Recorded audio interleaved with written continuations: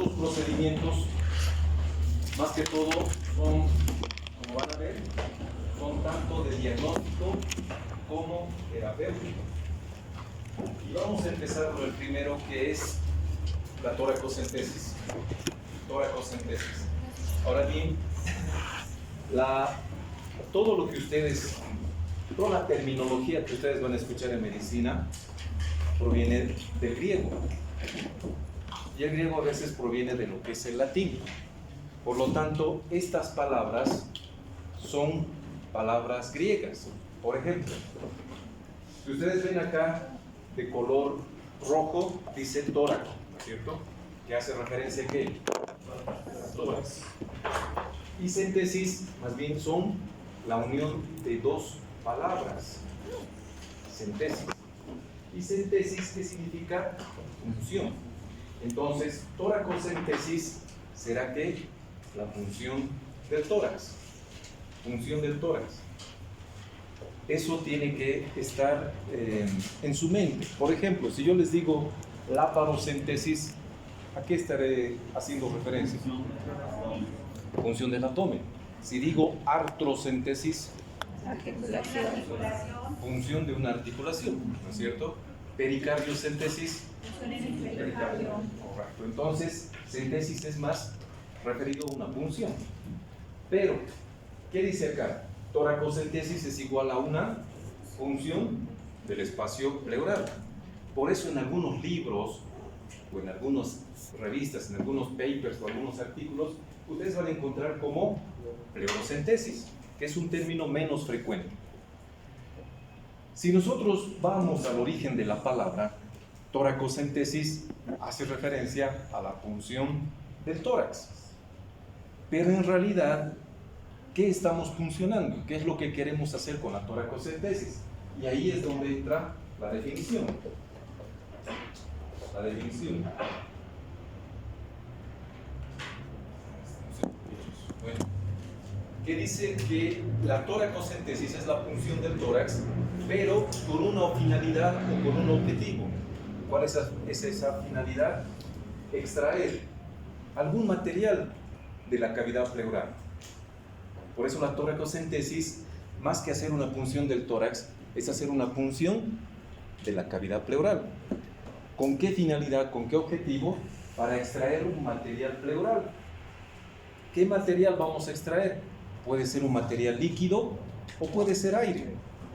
Mi pregunta para todos ustedes: la pleura es una cavidad. Eso ustedes han aprendido en anatomía, en embriología, en histología, en fisiología, etcétera, etcétera. La pleura es una cavidad. El que quiera responder va a levantar la mano. ¿La pleura tiene aire o no tiene aire? La pleura. La pleura tiene líquido pleural en su espacio. ¿La pleura tiene aire o no tiene aire? ¿Tiene aire? Bueno, Levante la mano quien quiera responder. ¿La pleura tiene aire?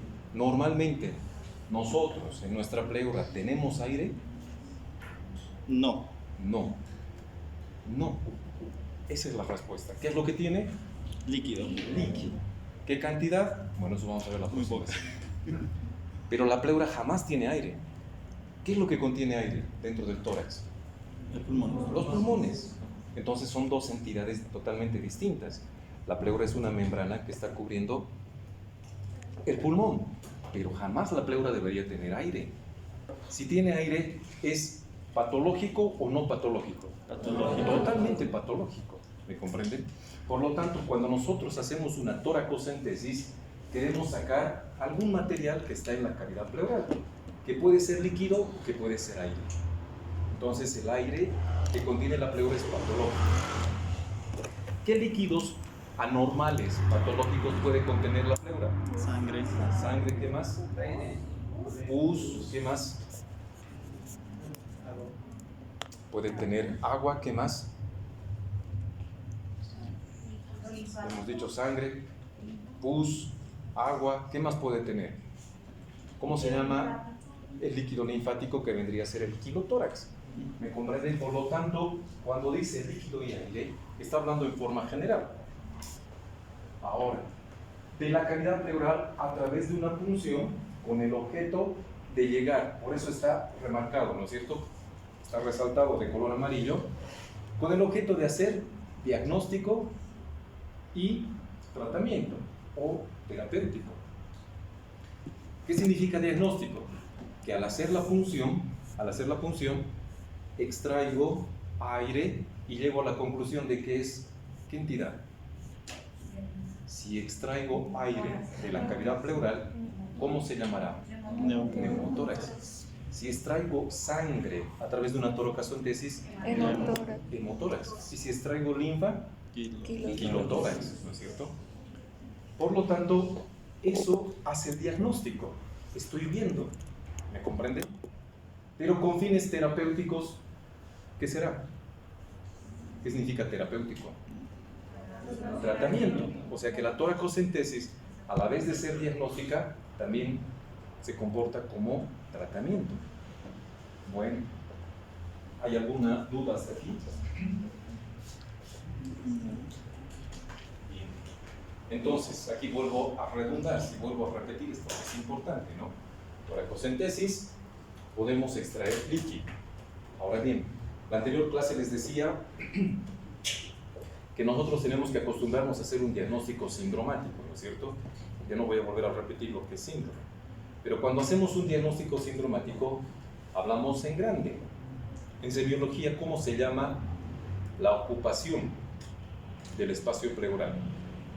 Ocupación anormal del espacio pleural, ya sea por líquido o por aire. ¿Cómo se llamará eso? Sindromáticamente. Es un síndrome de sustitución pleural. Sustitución pleural. Ese es el síndrome grande. Ahora bien, si vamos pasando del síndrome a la etiología, vamos a ver que ese síndrome de sustitución pleural puede ser debido a la presencia de aire, que es neumotórax, o a la presencia de algún líquido. Si es líquido lo que contiene el espacio pleural, líquido patológico, en gran cantidad, ¿cómo llamamos? Vamos a llamar en forma general derrame pleural. Yo no sé qué tipo de líquido tenga el paciente. ¿Me entienden?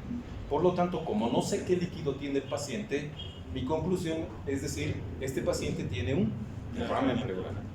¿Y cómo llegamos a la conclusión de que tiene líquido el paciente? Con una toracocentesis, Clínicamente. Primero, clínicamente. A ver, jóvenes, ¿todos ustedes han pasado semiología o no? ¿O están pasando? Hemos pasado. ¿Siguen pasando?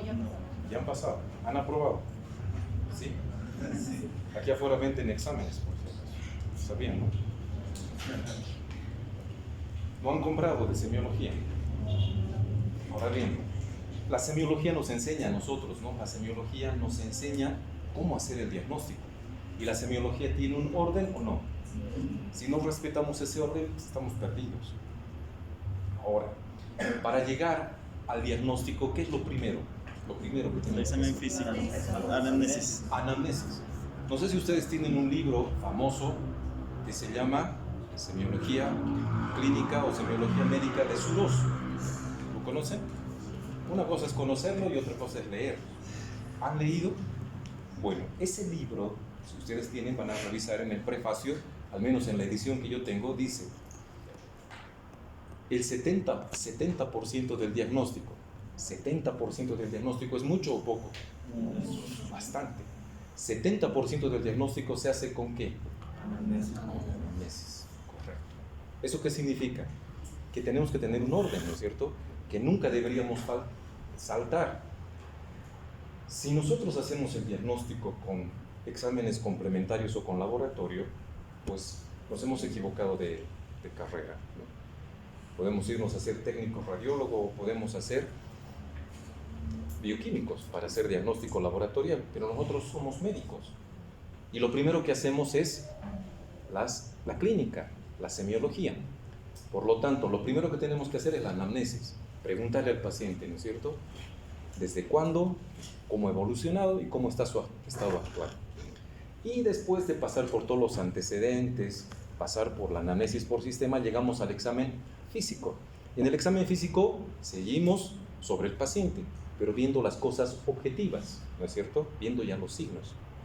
Entonces, después de hacer todo ese análisis clínico, llego a la conclusión y digo, este paciente tiene un derrame pleural. Cuando decimos derrame pleural, ¿qué estamos indicando? ¿A qué estamos haciendo referencia? Que hay líquido. ¿Que hay líquido? ¿Sabemos si es sangre? No, ¿no es cierto? ¿Podemos inferir que es sangre? Sí, dependiendo de qué. Trauma. Si ha sido un trauma, ¿no es cierto? Tal vez sea un... Pero estamos dando una hipótesis. El diagnóstico siempre es hipotético. Pero cuando no sabemos qué tipo de líquido es, vamos a decir, este paciente tiene un derrame pleural. Puede ser sangre, puede ser pus, puede ser linfa, o puede ser agua, como ha dicho su compañero. Pero no sé, por lo tanto, englobo como derrame pleural. Sin embargo, el neumotórax ya es más fino, ¿no es cierto? Es directo. Aquí estoy diciendo, este paciente tiene un neumotórax.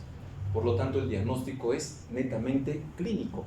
Cuando digo netamente clínico es en base a los signos y síntomas que tiene el paciente.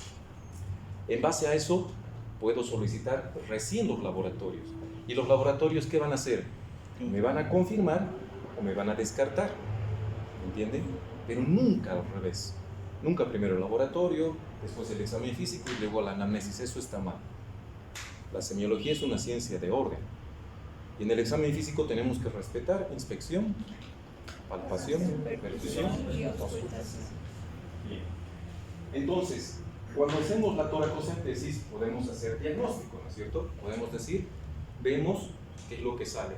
Y podemos ser terapéutico para poder extraer lo que está comprometiendo o lo que está dañando al pulmón. Ahora fíjense, jóvenes, hemos dicho que la pleura es un espacio totalmente aislado del pulmón. La próxima clase vamos a ver fisiología, etcétera, etcétera.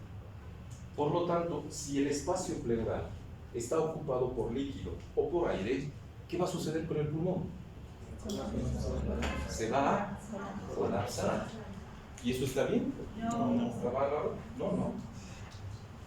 Va a causar ¿qué síndrome? Síndrome de insuficiencia respiratoria. Insuficiencia respiratoria.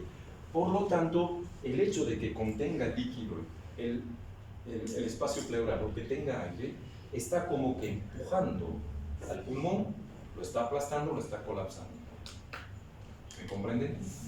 Por lo tanto, verán que es sumamente necesario hacer una toracocentesis para ver qué es lo que está ocurriendo.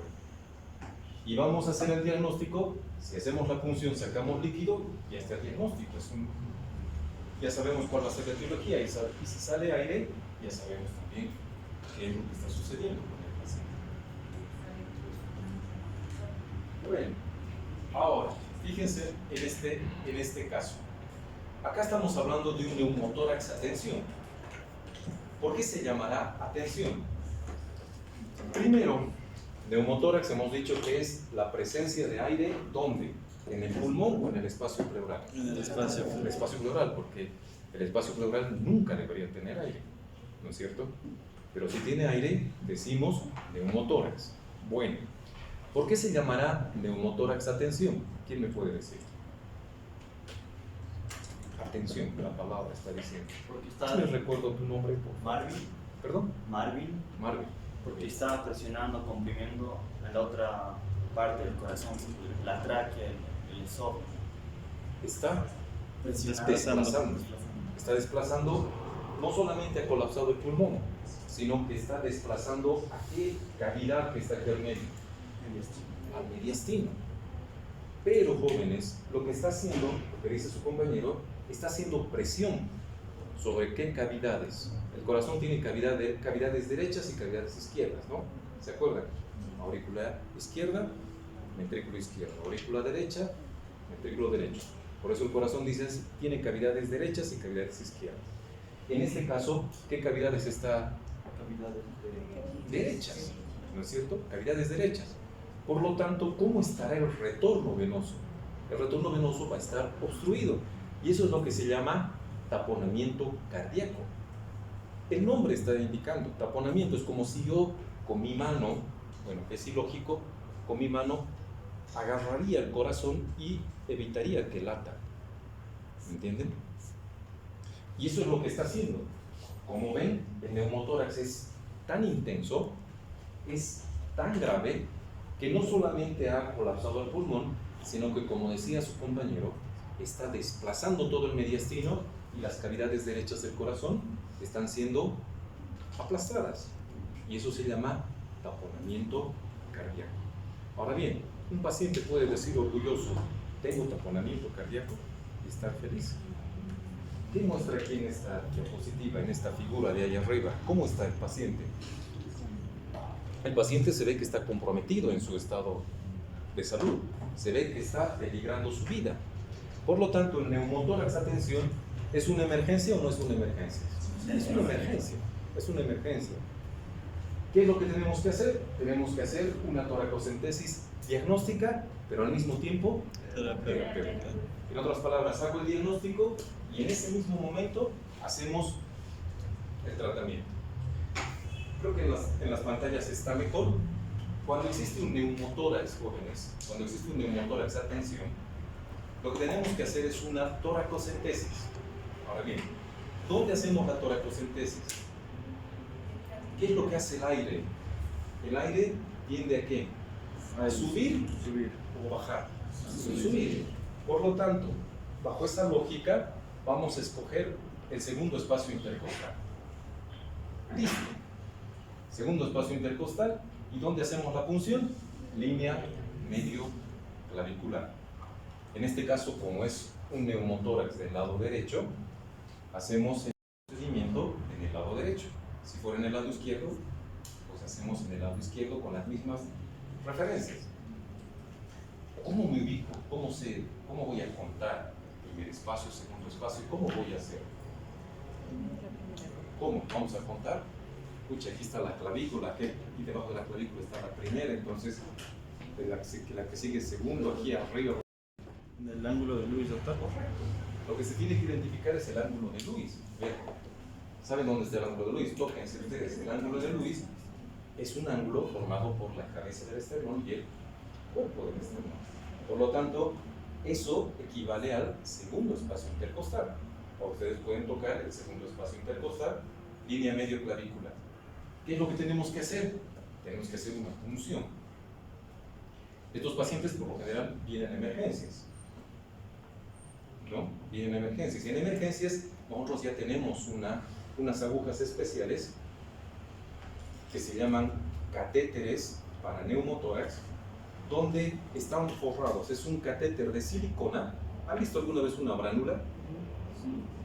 Es idéntico, solamente que la medida es 14, 16 o 18 G.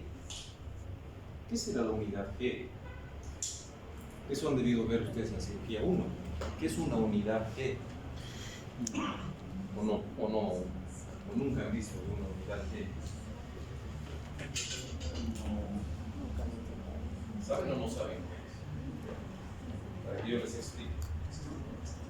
Doctor, ¿Saben?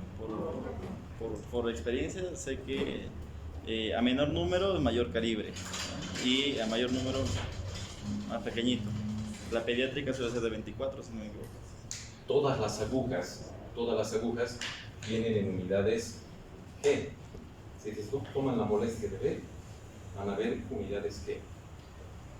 ¿Cuál es la más común, la que usan las jeringas? 22. Generalmente viene la 22 o la 21. 22 y 21. Entonces, cuanto más sube la unidad G, después de la 22, ¿qué vendrá? 23. No hay 23. 24. Hay 24. ¿Ya? Después, a menor unidad G, 21, no sé por qué hay, porque generalmente son números pares, pero hay 21. 22, 21, después viene 18, 16, 14. Y todas son unidades G. ¿Qué es lo que dijo su compañero? A mayor unidad G, ¿cómo será el calibre? Más reducido. más chiquito. Entonces, si aquí tenemos esto, 24 será 26 puntiforme, ¿me entienden? Pero a menor unidad G, ¿cómo será el calibre? Más grande. Entonces, esto es inversamente proporcional, ¿no es cierto? Cuanto más sube la unidad G, el calibre es disminuido, reducido. Pero cuanto más disminuye la unidad G, el calibre es mayor.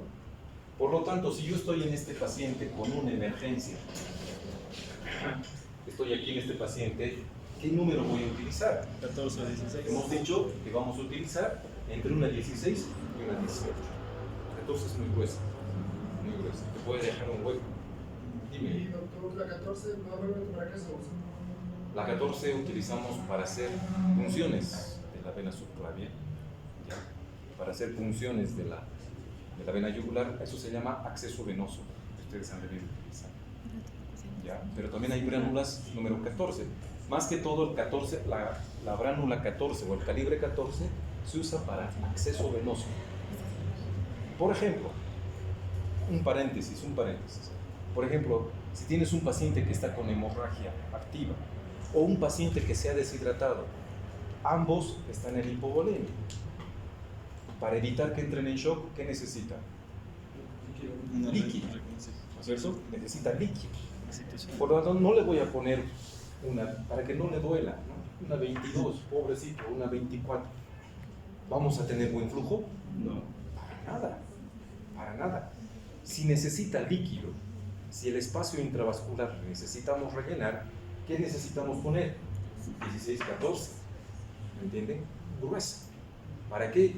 Una 14, por ejemplo, puede tener un flujo de hasta 155 ml por minuto. Y eso es favorable. Entonces el paciente empieza a recibir gran cantidad de líquido. Para eso se utiliza. Pero en este caso no vamos a utilizar una 14. Podemos utilizar una 16, lo ideal una 18 para hacer la punción. ¿Entienden? Porque si usamos una 14 le vamos a dejar un orificio grandecito. Y puede empezar a hacer enfisema y puede volver a hacer neumotórax. Entonces, se hace la punción. Todos ustedes han visto una bránula una vez o no. Es como este marcador. El marcador tiene acá la silicona, vamos a suponer, pero a través pasa una aguja metálica. Y la aguja sobrepasa el plástico. Entonces la aguja me sirve como método de punción, guiador. Una vez que entro, aspirando, ¿no? Con la jeringa, aspirando, entro, ¿qué voy a aspirar?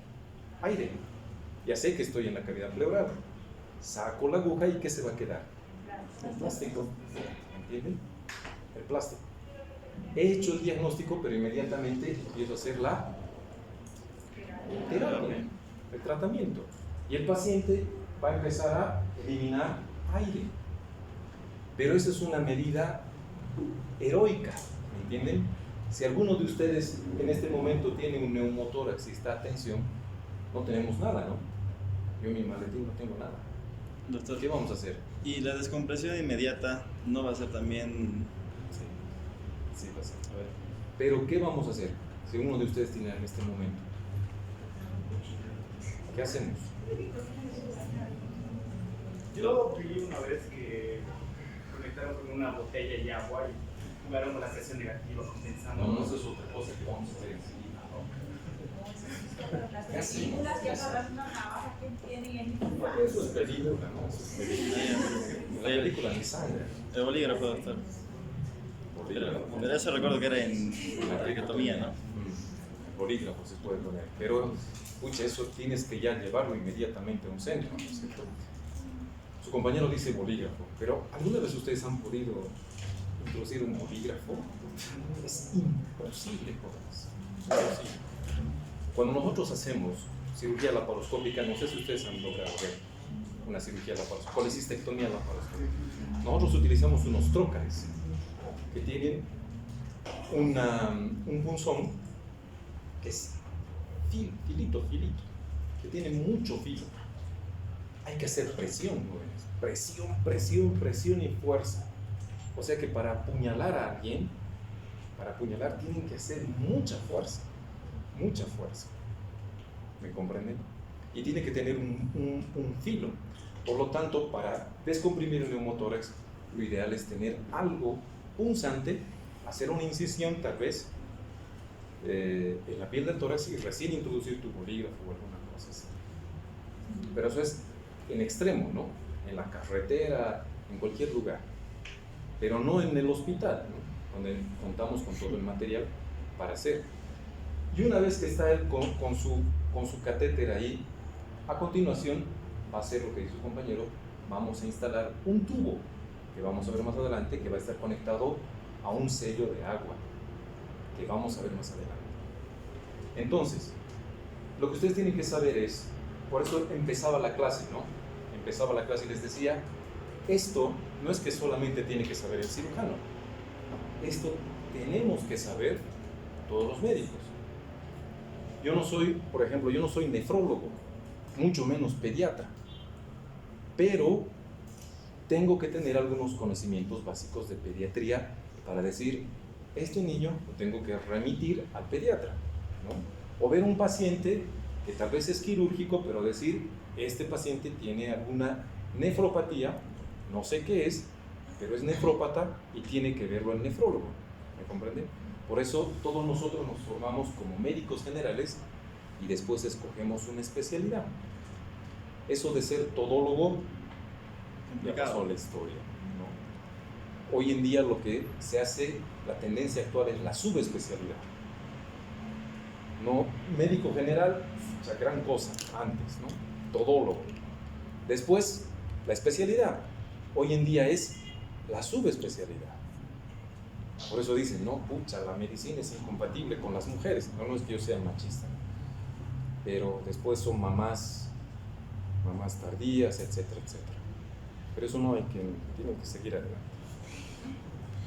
Porque cada vez más uno se tiene que subespecializar. Por ejemplo, en tórax, hay algunos que solamente se dedican pleura.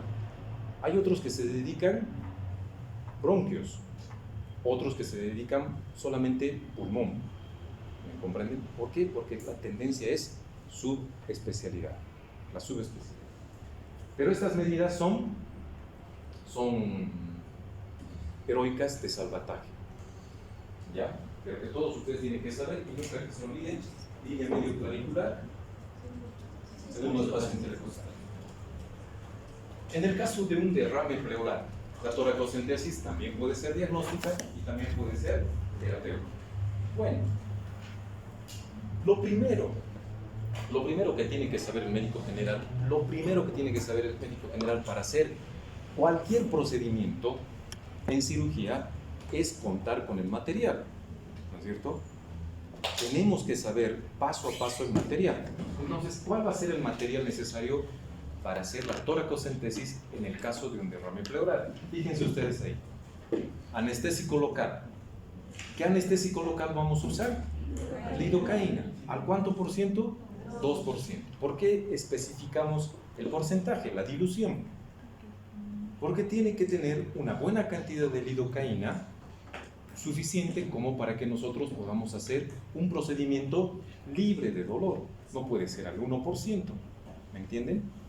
Ahora, ¿por qué en la diapositiva dice sin epinefrina? ¿Qué será la epinefrina?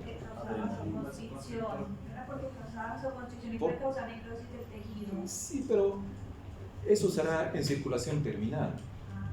Por ejemplo, en el dedo, ¿no es cierto? En el dedo nunca podemos colocar epinefrina. ¿Por qué? Porque existe vasoconstricción, ¿no es cierto? No tiene circulación colateral. Pero acá sí tiene, ¿no? Y nos ayuda. ¿Qué pasa, por ejemplo? ¿Qué pasa si nosotros tenemos este paciente que está, el espacio pleural está ocupado por líquido y ocurre lo mismo? El pulmón está colapsado, pero también el mediastino está colapsado. Por lo tanto, ¿va a haber afectación cardíaca, sí o no? Sí, va a haber afectación cardíaca. Podemos ocasionar estimulación, ¿no es cierto? Podemos y desencadenar un proceso no deseado, como un paro cardíaco. Podemos hacer que el paciente empiece a entrar en fibrilación. Y fibrilación ventricular es igual a paro cardiorrespiratorio. Por lo tanto, lo ideal es utilizar un anestésico local sin lidocaína. Sin epinefrina. ¿Quiénes utilizan más epinefrina? Los odontólogos. Los odontólogos. Por eso a veces, cuando ellos anestesian, tienen más accidentes cardíacos que nosotros los médicos. Bueno, aquí está otra vez. ¿Qué tipo de aguja vamos a usar? Ahí está, 14 o 16. Distinto, ¿no es cierto?, al neumotórax. 14 o 16, aquí vamos a utilizar. Lo que yo les aconsejo es utilizar una 16. Les estoy diciendo como si van a ser, porque van a ser 16. 16 ¿qué? Tipo Venocar. Este es el Venocar, ¿no? Eso es lo que les explicaba. Fíjense, aquí está el plástico, pero a través del plástico atraviesa la aguja, que sirve como guiador para hacer la punción, y una vez que está dentro esto, se retira la parte metálica y esto se queda adentro. Esto es tipo Venocar. Bueno, vamos a utilizar una jeringa. ¿De cuánto? ¿De 5? ¿De 10? Está especificado, de 20, de 20 y de 50. ¿Por qué tan grandes? ¿Por qué tanto volumen? Porque se supone que lo que vamos a extraer va a ser gran cantidad de volumen, ¿no es cierto? Entonces lo mejor es conseguir una jeringa de 50 ml. ¿Por qué es necesario hacer todo esto? Porque ustedes tienen que informar a quién, a la enfermera, que les prepare todo esto. Prepáreme una aguja número 16, prepáreme una lidocaína al 2%, necesito una jeringa de 50 ml. Solución antiséptica. ¿Qué solución antiséptica? ¿Y por qué vamos a usar una solución antiséptica? Porque vamos a hacer un... A ver, ¿por qué vamos? Los que se están durmiendo. ¿Por qué? ¿Por qué un antiséptico? ¿Qué será un antiséptico? Porque para hacer todo procedimiento invasivo, ¿qué tenemos que hacer? Antisepsia. ¿Qué finalidad tiene la antisepsia? Eliminar toda la microbiota normal que se encuentra en la piel. Por lo tanto, ¿qué vamos a hacer con el antiséptico? Vamos a empezar a pintar. ¿O no? No nos han enseñado eso. Se pinta, ¿no es cierto? Se pinta. ¿Cuál va a ser el antiséptico que vamos a utilizar? Puede ser alcohol yodado, puede ser povidona o puede ser clorexidina. ¿Cuál será el mejor? ¿Qué les han enseñado? A ver. La clorexidina. ¿Cuál será el mejor? ¿Qué les han enseñado? ¿Qué dicen los últimos estudios? Clorexidina. La clorexidina es lo mejor, pero si no hay clorexidina, no es el mejor. Hoy en día lo que se está utilizando más y se ha visto que es mucho mejor es utilizar soluciones con alcohol. Por lo tanto, el alcohol yodado. El alcohol yodado como que se lo estaba dejando, ¿no? Y eso yo les digo porque yo todos los días hago la asepsia y antisepsia. Todos los días. Como dice su compañero, la clorexidina es un derivado del amonio cuaternario que es un antiséptico ideal. Clorexidina al 4% y aceptable al 2%. Pero al 4% es el ideal. Bueno, utilizamos clorexidina, utilizamos alcohol yodado y si no, por último, Alcohol de Daquín. povidona yodada. ¿Ya? Povidona yodada. Luego, campos estériles. ¿Qué significa campos estériles? ¿Qué es un campo estéril? ¿Cómo se llama? Pero todo eso ustedes han visto en cirugía 1. Son como servilletitas que se ponen ahí. ¿Cómo servilletas? No son servilletas, son pedazos de tela, ¿no es cierto? ¿Qué finalidad tienen esos pedazos de tela? Evita la zona que nosotros vamos a... Lo que pasa es, ¿cuántos de ustedes han visto una cirugía? A ver, honestamente, ¿cuántos han entrado a cirugía? ¿Ni uno? Levanten la mano más arriba, a ver. ¿El resto no entró a cirugía? No han entrado. ¿En serio? No todos tuvieron la oportunidad. Bueno, cuando se hace la cirugía, por ejemplo, vamos a hacer la toracocentesis, vamos a elegir el lugar, ¿no es cierto? Vamos a elegir un espacio, digamos el segundo espacio intercostal. Hacemos la asepsia del segundo espacio intercostal. Ahora, yo soy, perdón que repito y repita, ¿no? Pero yo hago mi práctica quirúrgica todos los días. Y cuando voy a medicina interna y veo a un internista que está haciendo algo, o sea, el internista es lo contrario al cirujano, ¿no? Por eso hay choque. Cuando yo veo a la internista hacer la antisepsia, agarra y hace con el cuello dado un circulito, chiquitito. De dentro a afuera. En cambio nosotros, ¿qué hacemos? Grande, ¿no? En un solo sentido. Pero ¿y por qué hacemos grande? Porque somos megalomaníacos, nos creemos. ¿Por qué hacemos grande? ¿Por qué creen? No, no. Porque si hay cualquier complicación, nos permite ¿qué? Vamos a discutir. Has empezado a decir unos nombres que no vamos a repetir. ¿Me entienden? Si hay alguna complicación, ¿qué nos permite la antisepsia grande? Extenderla, hacer una incisión mucho más grande. Pero eso, ustedes que van a ser internistas, no van a hacer. Lo tienen que hacer grande. ¿Entienden? El lugar. ¿Por qué? Porque nos da la facilidad de extendernos con la incisión. Bueno, pero solamente estamos haciendo, digamos, el hemitórax izquierdo. ¿Qué pasa con el resto del cuerpo? El resto del cuerpo sigue teniendo la microbiota, ¿no? Normal. ¿Qué tenemos más? ¿Más células o más bacterias? ¿Qué tenemos más? ¿Qué tenemos más, jóvenes? Tenemos más bacterias que células. Más bacterias que células. Por lo tanto, todo está colonizado por bacterias. Para evitar que toquen ustedes con sus guantes las áreas que no han sido pintadas con el antiséptico, vamos a colocar los campos estériles, ¿me entienden? Solamente dejando descubierto la zona donde vamos a realizar el procedimiento quirúrgico. Ese es el objetivo de los campos, por eso el paciente está cubierto del campo quirúrgico, para que podamos tocar. Y esos campos tienen que ser estériles. Por lo tanto, la toracocentesis es un procedimiento quirúrgico. ¿Mayor, menor o menor? ¿Mayor, mediano o menor? Mediano. Menor. Entonces, vamos a utilizar guantes estériles, vamos a utilizar apósitos y gasas. ¿Por qué apósitos y gasas? Porque es como el libro. Cuando uno ve el libro, en el libro no sangra. Pero cuando ya está en vivo, sangra. ¿Entiendes? Llave de 3 vías. Aquí está una llave de 3 vías. ¿Qué significa de 3 vías? Fíjense ustedes. Ustedes ven acá como una aleta y otra aleta, ¿no es cierto? Y aquí tenemos otra. Entonces, cuando estas aletas están así, significa que el flujo va a ir recto, en esta dirección. Pero si yo giro, el flujo va a ir en otro sentido. Por eso se llama llave de 3 vías. Y van a ver para qué se utiliza esa llave de 3 vías. Frascos recolectores. ¿Qué recolectores? ¿Por qué? Para el líquido que saquemos, ¿lo vamos a botar? No es cierto. ¿Le vamos a decir al paciente, le vamos a devolver? No es cierto. ¿Y una mesa de noche para qué? ¿Qué? ¿Para colocar todo el material? No. Fíjense todo lo que necesitamos. Ahora bien, ya tenemos todo listo. ¿Para qué había sido la mesa de noche? Para que se pueda. Para dar que el paciente comodidad. se apoye. En otras palabras, la toracocentesis es como me decía uno de mis profesores: el que sabe operar, opera en cualquier posición, pero no. La toracocentesis, lo ideal es hacer en esta posición. El paciente tiene que estar semi-erguido, en otras palabras, sentado. Si ustedes se fijan acá, el paciente está sentado sobre un banquito o una sillita, pero está reclinado, ¿no es cierto? Está semi-agachado. ¿Cómo están los brazos en los dos? Están cruzados y el paciente se echa sobre sus brazos.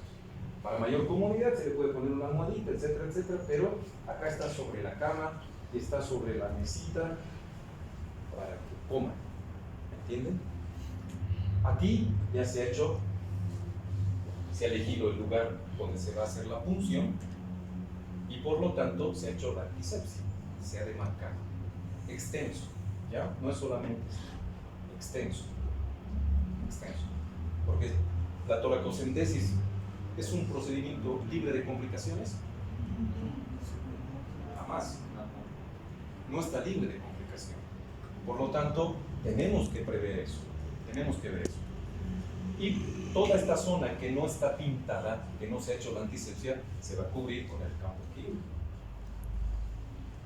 Luego tenemos que elegir el lugar. el lugar donde vamos a hacer la punción. Y nunca se olviden, lo que hemos visto en la anatomía, considerar dónde está la vena, la arteria y el nervio. ¿No es cierto? Está en el borde inferior de la costilla. Eso jamás se tiene que olvidar. Por lo tanto, la punción tiene que ser en el borde superior de la costilla inferior. Eso jamás se tiene que olvidar. Bueno, ya está el paciente acomodado, ya se ha hecho la asepsia y antisepsia, se ha colocado el campo. ¿Qué lugar vamos a escoger? ¿Dónde vamos a funcionar? Cuando hablo del neumotórax, ¿qué espacio hemos elegido? Segundo espacio intercostal. Ahora, este es un derrame pleural. ¿El líquido hacia dónde va? Hacia abajo. El líquido va hacia abajo.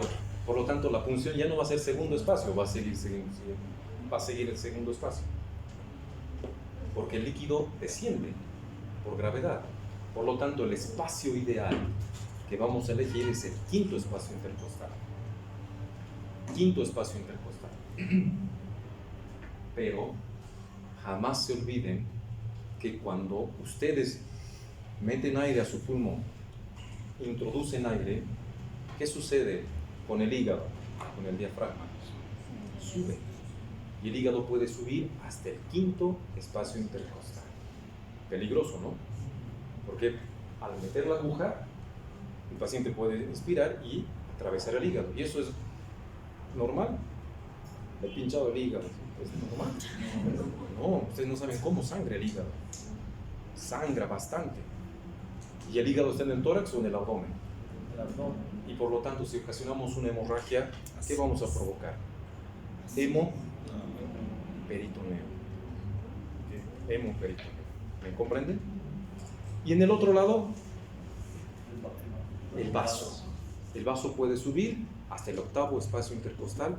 Algunos dicen hasta el séptimo espacio intercostal, para asustarnos. Séptimo espacio intercostal. Entonces, esos dos aspectos hay que considerar. Ven que no está libre de complicaciones. No es cuestión de hacer, cuando uno es joven, cuando uno sale de la facultad, dicen que venga todo. Yo puedo hacer todo, ¿no? Y se mete a hacer cosas. Hay que tener mucho cuidado y hay que considerar. Se puede hacer, pero hay que considerar todo lo que estamos tratando. Doctor, ¿esto es entre el cuarto y quinto o en el quinto y sexto? Entre el quinto y sexto. Quinto espacio intercostal. Cuentas, 1, 2, 3, 4, 5. Quinto espacio intercostal. Pero el quinto espacio intercostal va desde la parte anterior, parte lateral, va hasta atrás. Ese es el quinto. ¿Qué lugar del quinto? Entonces, fíjense, una línea que va vertebral, ¿no es cierto? Una línea vertebral y otra la axilar posterior. La axilar posterior, al medio. ¿Pero dónde al medio? Por ahí uno dice, este es el medio, este es el otro. Entonces, para evitar esas cosas, quinto espacio intercostal, donde es el ángulo de la escápula. ¿Saben lo que es la escápula? ¿Y saben lo que es ángulo? El ángulo de la escápula. Ahí abajo. ¿Me entienden? Pero quinto espacio intercostal. Bueno, uno puede decir, no, me da miedo por ahí. Este paciente mete aire y yo voy a pinchar. ¿Qué le vamos a decir? Entra en apnea. ¿Qué es apnea? Es dificultad al respirar. No es dificultad. Ausencia de respiración, ¿no? Cuando están sacando radiografía de tórax alguna vez, ¿sí? Dicen no respire, ¿no? ¿Para qué? Para que la radiografía no salga inspirada. No es que el radiólogo sea inspirado, para que no suba los pulmones y parezca enfisematoso. ¿Me entienden? Bueno, al paciente no le podemos decir no respire, no. El paciente va a estar respirando. Entonces, ¿qué método podemos hacer para evitar que el hígado suba hasta ahí? A ver, piensa. Respiración. No. ¿Está sentado? Siempre sentado. Siempre sentado. Estás en el libro. Ahí está la fotografía. Les he dicho, esto es la ideal. ¿Qué tal si percutimos? ¿Qué tal si percuto yo aquí? Empiezo a percutir. ¿Qué debería, en un pulmón normal, qué debería haber? Timpanismo. Voy a acabar mis cosas. ¿Cómo se llama el sonido normal del pulmón a la percusión? No es timpánico, jóvenes. Claro pulmonar no encaja con lo que es timpanismo. Porque si no, los libros de semiología hubieran dicho timpanismo es el claro pulmonar. Tienen que percutirse ustedes, ese es el claro pulmonar. Pero si está ocupado por líquido, ¿habrá claro pulmonar? No. ¿Qué va a haber? Mate. Un sonido mate. ¿Cuál es el sonido mate? Duro, ¿no es cierto? Ese es el sonido mate. Por lo tanto, voy percutiendo. Claro pulmonar, mate. ¿Qué significa? Que ya he encontrado el límite. ¿Entienden? Bueno, algunos pueden decir, no, tengo miedo. No, a veces creo que percuto mal. Creo que mi dedo, además está mal mi dedo. Y las mujeres dicen, no, mi uña es muy grande y me lastimo. Entonces, ¿qué se puede hacer? Nunca he percutido, ese no ha sido muy fuerte. Siempre me aplazaba cuando hacían percutir. Hoy en día tenemos la facilidad de ¿qué? Del ecógrafo. Entonces se puede agarrar el transductor del ecógrafo, facilito. Aquí está pulmón normal, aquí hay líquido. Pincha aquí. Lo más fácil de mí. Pero lamentablemente en nuestros países tercermundistas, no todos los centros tienen ecógrafo. Hoy en día el ecógrafo es como el estetoscopio, ¿no? El estetoscopio que nos colgamos y presumimos es una herramienta. Yo creo que mucho más útil para nosotros los cirujanos que para los internistas. Nosotros utilizamos el estetoscopio para todo. Pero hoy en día el estetoscopio el ecógrafo es tan útil como el estetoscopio. Todos nosotros deberíamos saber conceptos básicos de ecografía, agarrar el ecógrafo y hacer un estudio de ultrasonido. Básico para todos. Bueno, ya sabemos el límite, ya sabemos el lugar de la punción. ¿Qué hacemos? ¿Para qué tenemos el anestésico local? ¿Para qué? ¿Para qué se utiliza el anestésico local? ¿Para qué? A ver, díganme. Para comodidad del paciente, para que no le duela. Para que no le duela, no es para comodidad, para que no le duela. ¿Me entienden? No le duela. Para que no le duela la aguja que vamos a colocar, ¿no es cierto? Que es de gran calibre. Entonces, ¿qué infiltramos? Lo primero que vamos a hacer la infiltración es de la piel. Después, tengo que infiltrar todo el trayecto por el cual va a atravesar el catéter. ¿Me entienden? ¿Eso qué significa? Piel, tejido celular subcutáneo, plano muscular, ¿me entienden? Y a veces con la aguja uno se llega a entrar a la pleura, aspiras y sale el líquido. ¿Me entienden? Cada vez que ustedes vayan a aplicar anestésico local, ¿cuál es la norma? Pinchar, aspirar. ¿Por qué? Porque puede... ¿Qué no puede estar? Por ver si no hemos entrado a un vaso, que puede ser una arteria y una vena. Y si es una arteria y una vena, no importa, adentro del... Se saca por... Hay que sacar y cambiar de lugar, ¿no es cierto? Entonces, a medida que uno va avanzando, va aspirando, va avanzando, va aspirando, va avanzando, va aspirando. Pero todo el trayecto del catéter tiene que estar infiltrado. Una vez que sacamos el anestésico, esperamos un periodo de latencia. ¿Qué es periodo de latencia? Desde que se aplica hasta que haga efecto. ¿No es cierto? Más o menos 5 minutos. Entonces, ahí el paciente ya no va a sentir dolor, no va a sentir que nosotros estamos introduciendo la aguja. ¿Me comprenden? Una vez que ya sabemos eso, ¿qué tenemos que hacer? Empezar a pegarnos al borde superior de la costilla que está por debajo. Y vamos entrando paso a paso, despacio, con calma y aspirando, con calma y aspirando, plano por plano, hasta que entremos a la pleura. ¿Cómo sé que he entrado a la pleura? No suena, eso es falso. ¿Cómo? La pleura parietal tiene una gran diferencia con la pleura visceral. La pleura parietal tiene inervación sensitiva. La pleura parietal. Y la pleura visceral no tiene inervación sensitiva. ¿Y qué con eso? ¿qué va a sentir el paciente? Dolor. Incluso va a provocar tos. Entonces, el paciente va a sentir una molestia, no muy fuerte, pero va a sentir una molestia. ¿Entienden? Eso significa que hemos atravesado la pleura. Y otro dato es que como estoy aspirando, va a empezar a salir el líquido. Eso significa que ya he llegado a la cavidad pleural. Inmediatamente llegamos a la cavidad pleural. ¿Sigo avanzando o no? ¿Seguimos avanzando? Ya no avanzo. ¿Qué es lo que hago? Lo fijamos. Fijo con una pinza. Porque si sigo avanzando, ¿dónde puedo llegar? Podemos perforar el pulmón. Y perforar el pulmón es igual. ¿Qué perfora el pulmón?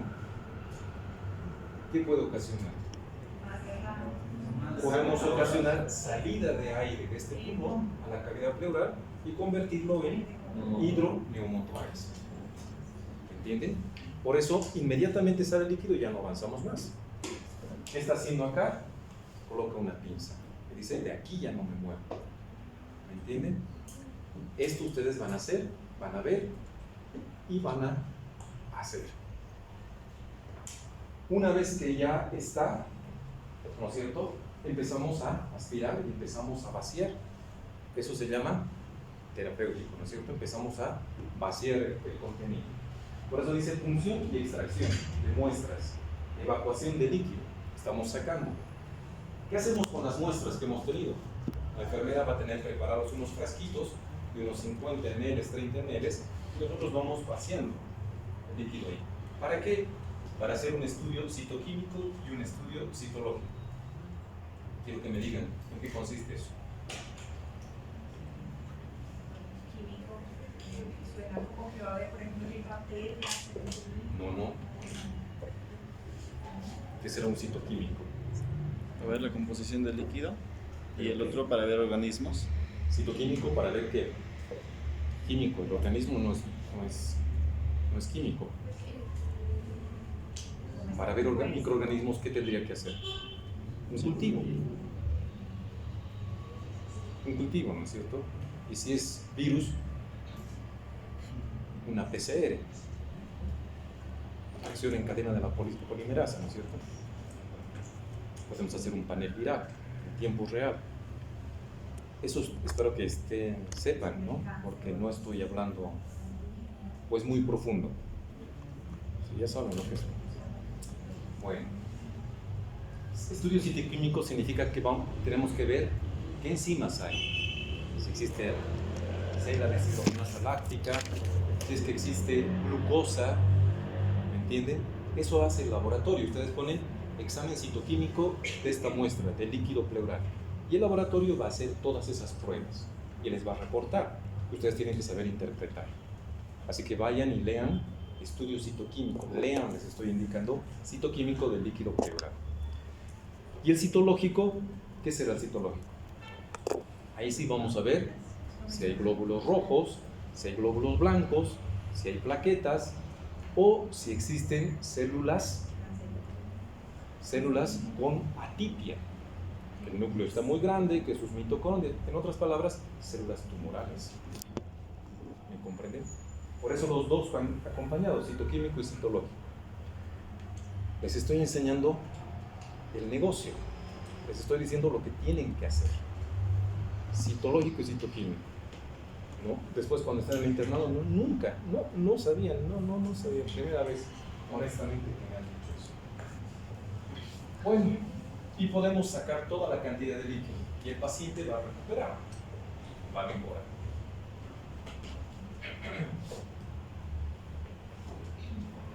Doctor, una consulta. ¿A partir de cuántos ml en el derrame pleural nosotros ya podemos hacer una toracocentesis o en cuanto hay 5 o 6 ml podemos sacarlo ya?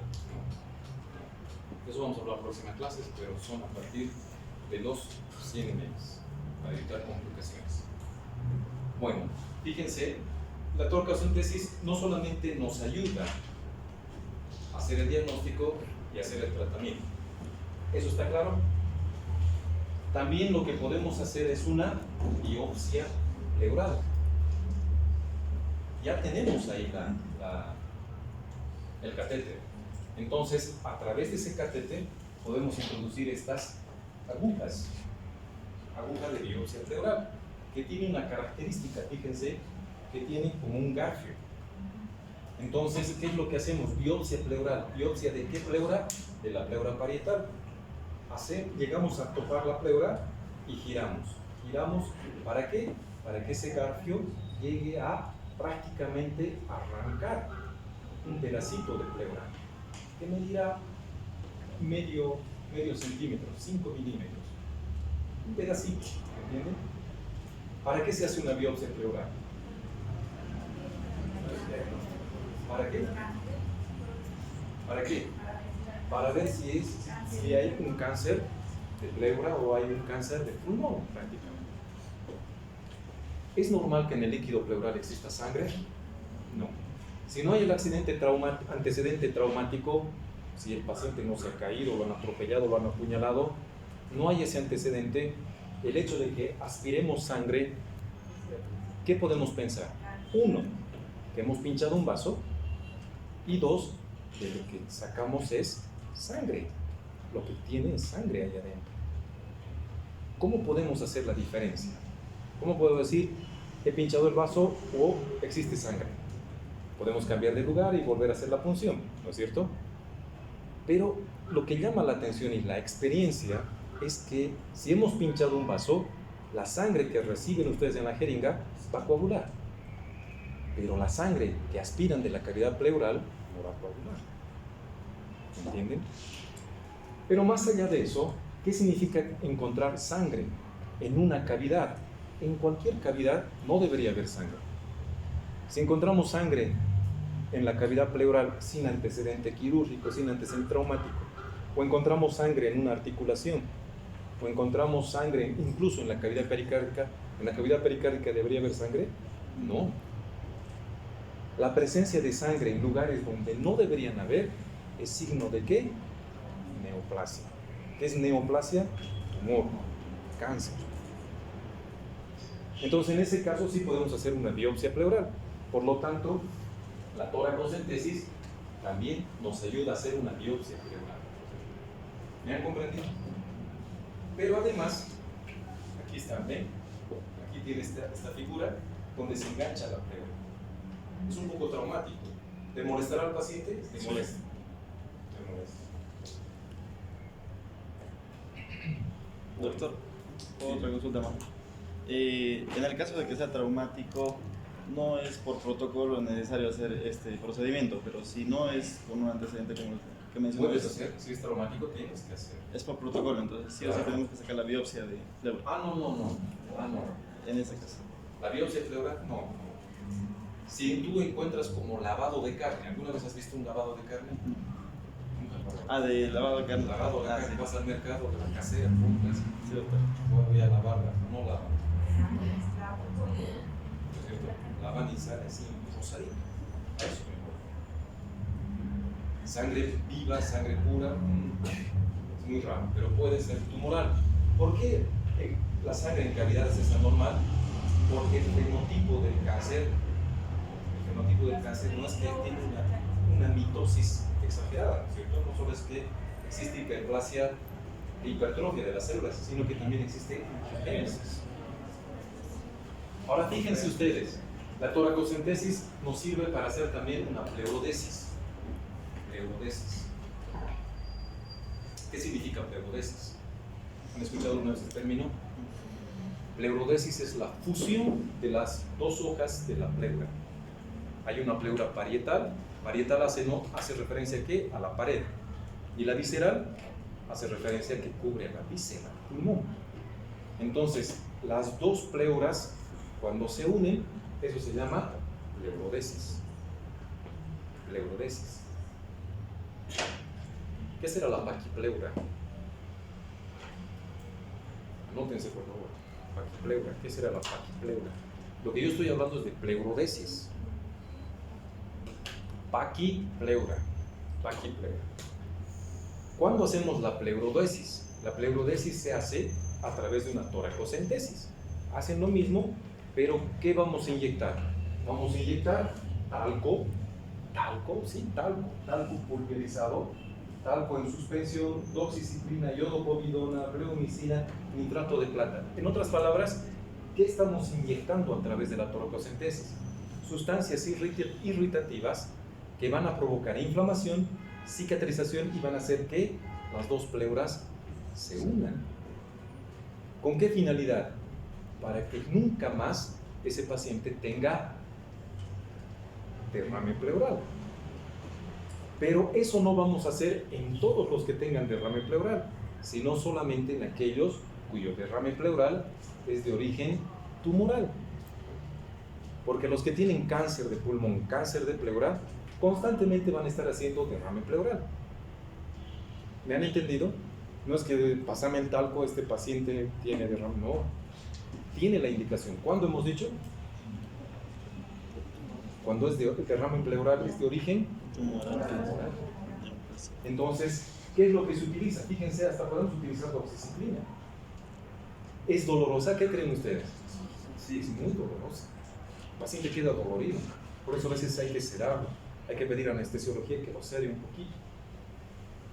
Lo que más se utiliza es este talco en suspensión. Talco en suspensión. Fíjense, eficacia 70 al 85%. Entonces se introduce, se produce la irritación y las dos pleuras se fusionan. En cambio, la paquipleura es otra cosa que ustedes van a ir a averiguar qué es.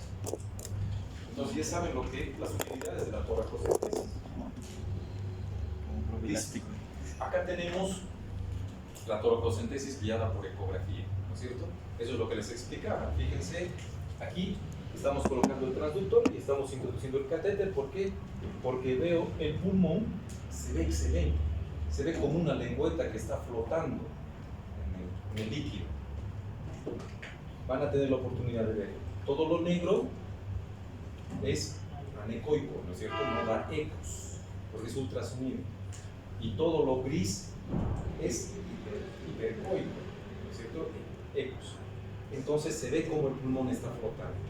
Entonces aquí ya no estoy haciendo la función a ciegas, aquí estoy viendo.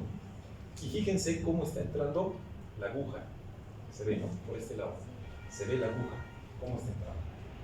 Y aquí podemos decir, no, estoy entrándome al pulmón. ¿Entienden? Entonces la vacoguía ecográfica. Está el pulmón, está el diafragma, el vaso. Entonces podemos ver y disminuir las complicaciones que puede tener la toracocentesis. ¿Cuándo está contraindicada? Contraindicaciones absolutas no existen. ¿Qué significa absoluto?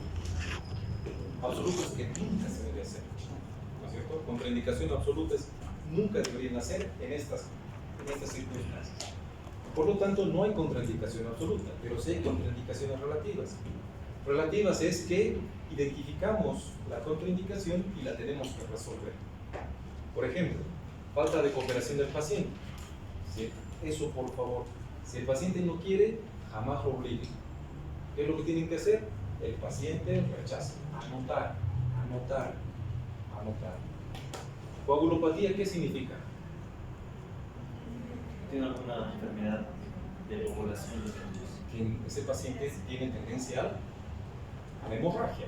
¿Por qué? Porque puede ser que le falten plaquetas o que puede ser que le falte algún factor de la coagulación. Infecciones en la piel del lugar de punción, porque vamos a arrastrar, ¿no es cierto? Imagínense que tenga impétigo, intétrigo, etcétera, etcétera. Vamos a arrastrar.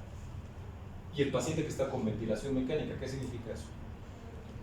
Está conectado a una máquina. Y la ventilación mecánica es a presión positiva, es decir, que todo el pulmón todo el tiempo está insuflado. Pero todo esto se puede corregir, por eso se llaman relativas. ¿Qué complicaciones? Neumotórax, cuando pincho el pulmón, me he emocionado y he entrado con la aguja torpemente. Hemotórax, que he pinchado un vaso y he producido hemorragia en la cavidad pleural. Hemoptisis, en caso de funcionar el pulmón. Hemoptisis es la expulsión de sangre en los accesos de tos, ¿no es cierto? Función hepática o esplénica, podemos provocar, si no hacemos la sepsia y la antisepsia, podemos provocar infección de la cavidad pleural. Reflejo vasovagal, ¿cierto? Reflejo Si yo agarro y digo, te estás durmiendo, vas a venir aquí adelante y vas a hablar todo lo que digo, te va a dar reflejo vasovagal. ¿En qué consiste ese reflejo vasovagal? No. Reflejo vasovagal. ¿Quién se está estimulando? El nervio vago. ¿No es cierto? ¿Por qué? Por algún estímulo. Algún estímulo. ¿Y qué es lo que va a producir el vago? ¿Taquicardia o bradicardia? Todo eso tiene que saber jóvenes. No les voy a decir. Todo eso tiene que saber en qué consiste el reflejo vasovagal. Y aquí está lo que preguntaba su compañero. Es que puedo vaciar, es como que pongo el catéter, todo hago perfecto. Introduzco el catéter, listo, esto, abro la llave de 3 pies y meto, que salga el líquido. ¿Se puede hacer eso? No. No se puede hacer, porque podemos provocar un edema ex vacuo. ¿Quién se edematiza? Pulmón, porque estaba colapsado. Y al descomprimir bruscamente se va a expandir y va a producir edema. Entonces, ¿qué significa eso? La descompresión tiene que ser de a poco, paulatina. ¿Entienden? Paulatina. Bien.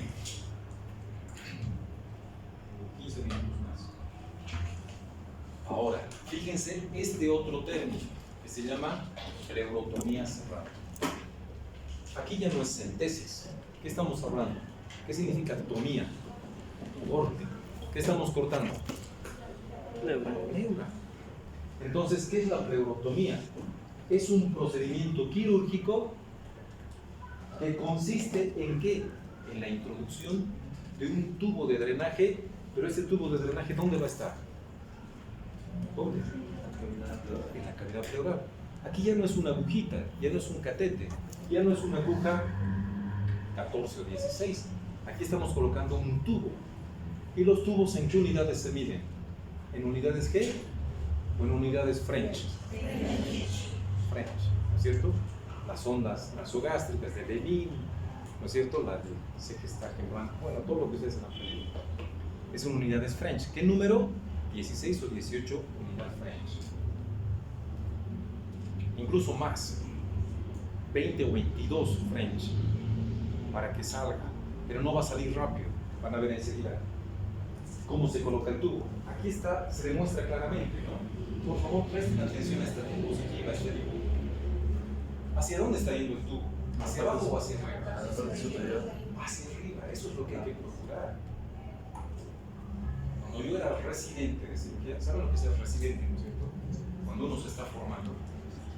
Mi intención era colocar hacia abajo, hasta que vino alguien y me dijo, pedazo de inconveniente, no es hacia abajo, es hacia arriba.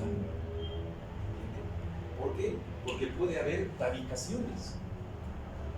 Fíjense que este tubo ya no es una aguja, este tubo tiene que introducirse a través de una incisión, llegar a la cavidad pleural, pero es un tubo fenestrado. ¿Qué significa fenestrado? Que tiene varios orificios. ¿Para qué? Para que drene todo el líquido. Por lo tanto, lo que hay que procurar es que el tubo vaya hacia arriba. Como es líquido, estamos poniendo de igual manera quinto espacio intercostal. Bueno. Pleurotomía cerrada. Si es cerrada, tiene que haber una abierta, ¿no es cierto? Y la abierta ya es una toracotomía con tórax abierto. Todo lo que hemos visto en la anterior clase. Pero este es cerrado. ¿Cuándo vamos a hacer una pleurotomía cerrada? En el neumotórax.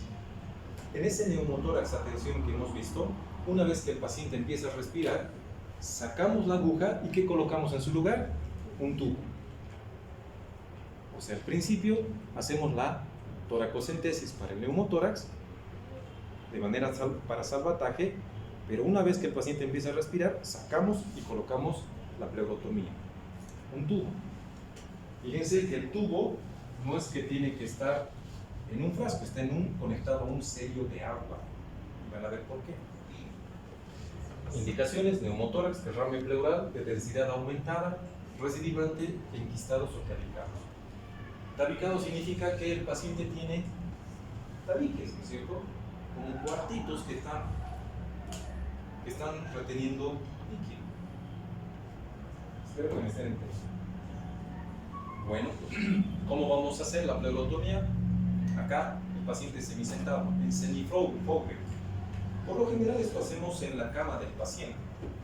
Hacer en quirófano, perfecto, eso es lo ideal, pero no es absoluto. Podemos hacer en la cama del paciente. ¿Y qué es lo que hacemos? Por ejemplo, si el derrame pleural está en este lado, ¿qué hacemos? Le decimos al paciente que gire al otro lado para que vea o no que vea. No es con intención de que vea, es para que ponga la mano y todo el brazo mantenga en abducción y los espacios intercostales se puedan abrir. Entonces el paciente tiene que estar en semi-Fowler. ¿Qué es semi-Fowler? Semisentado. Lo que ustedes están en este momento es semi-Fowler o Fowler. Fowler. Totalmente sentado. Pero este paciente va a estar en semi-Fowler. Bueno, material, jeringas, material blanco, anestesia local, bisturí, pinza de disección.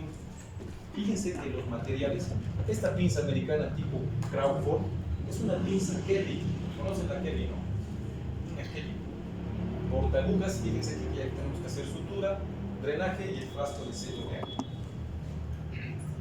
Bueno, el sello de agua, jóvenes, el sello de agua es un frasco de vidrio.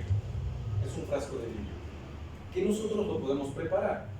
Es un frasco de vidrio que es de medio litro, o si quieren también puede ser de 1 litro, pero que tiene que estar herméticamente cerrado.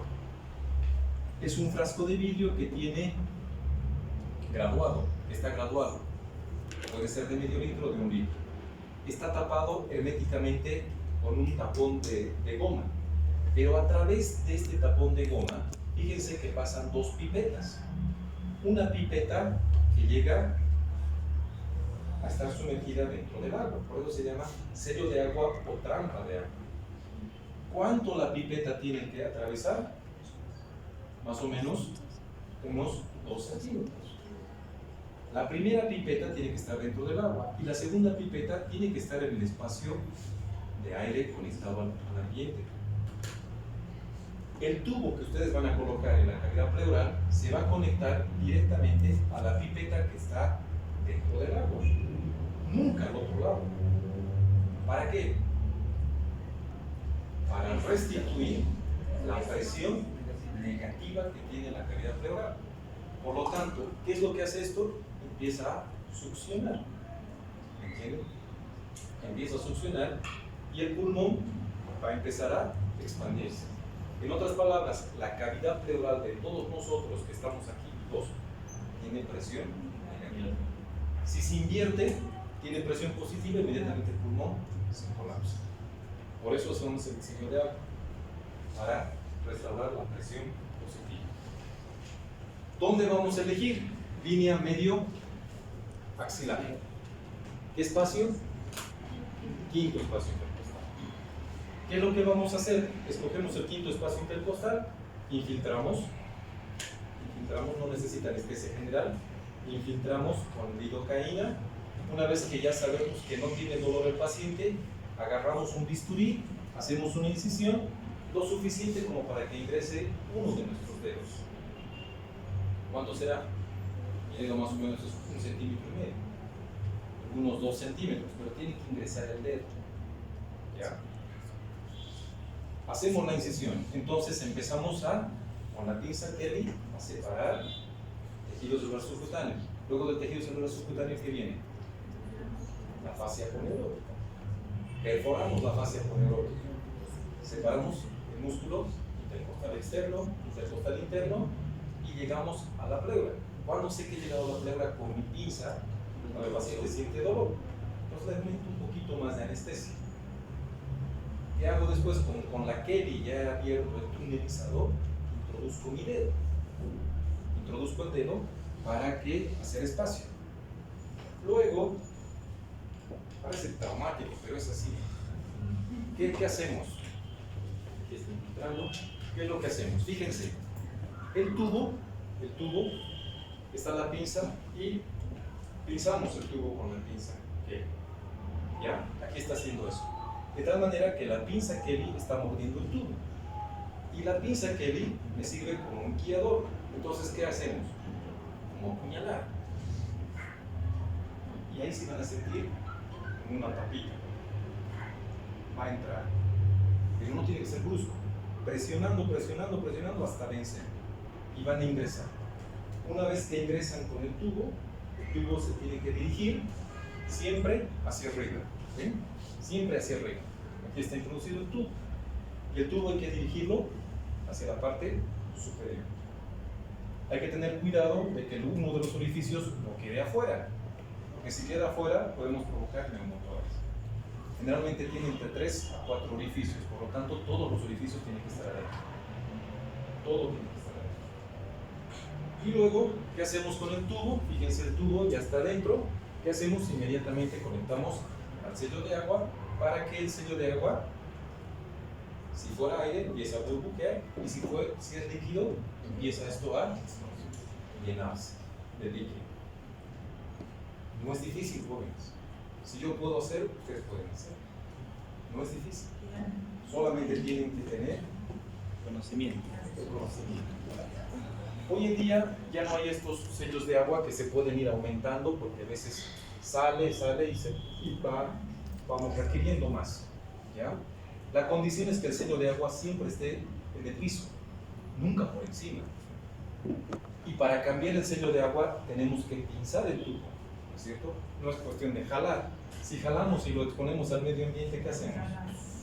Otra vez presión positiva, otra vez el pulmón se colapsa y todo lo que hemos hecho, embalamos.